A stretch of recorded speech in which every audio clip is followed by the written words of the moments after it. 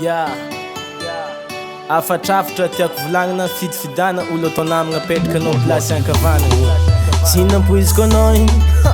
tantara mitohy Dr. Love na anao mety ho gaga ndraiky talanjo fa haiko raha tianao tongavagna anao misy tanjo lavarandragna niaraka sola ndraiky avao nde ifagnary zegny fagnaty tsy manjary matahôra anao zagnahary fa takatokato anao nagnadary niova famindra fa dila niova sanatojorofo nahita safiraka edignanao za sa hoe za tsy naharaka sa nisy hevitra tsy nifagnaraka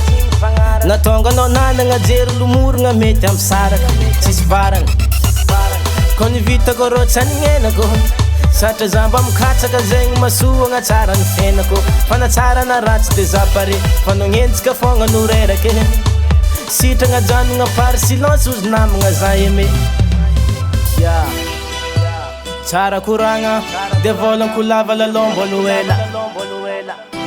hita io fogna za tsy amaly ratsy natamarary namangy taeta agnambony laka nanjara nakatsilany fa ny masoko mbola mahiratra lalagna andanako koa tsy mibilaka midika fa managna jery mandinika tsisy mpagniraka asakasaka anao na amantiky za na amony fa za tsy mavozo za matoko fa managna piaro mamonjoko sendra za doboka za mialatsigny aminao miala fondro ko nivitako rô tsy anignenako satra za mba mikatsaka zegny masoagna tsara ny fiainako fa natsara na ratsy de za pare fa nognenjika fogna no rerake sitragna janogna pary silence ozy namagna za eme za tegna ketraka tsy tavolagna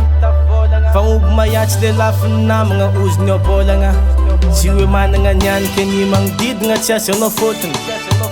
fiainagna tira mandalo miseragna mety tsotsofogna anao aiko tsy mahavita tegna maaiza mitsindry no avy amaregna fô tany malamatra milolo lagnitra anao ka olegna ka dikan'zegny anao maiza miaigna ko nivitako rô tsy anignenako satra za mba mikatsaka zegny masoagna tsara ny fiainako fa natsara na ratsy de za pare fa nognenjika fogna no rerake sitragna janogna pary silence ozy namagna za eme sitragna janogna pary silence ko nivitako rô tsy anignenako satra za mba mikatsaka zegny masoagna tsara ny fiainako fa natsara na ratsy de za pare fa nognenjika fogna no rerake sitragna janogna pary silence ozy namagna za eme zegny izy ko tsara nataonao tamin'ny fiaignanao tsy anignenanao zany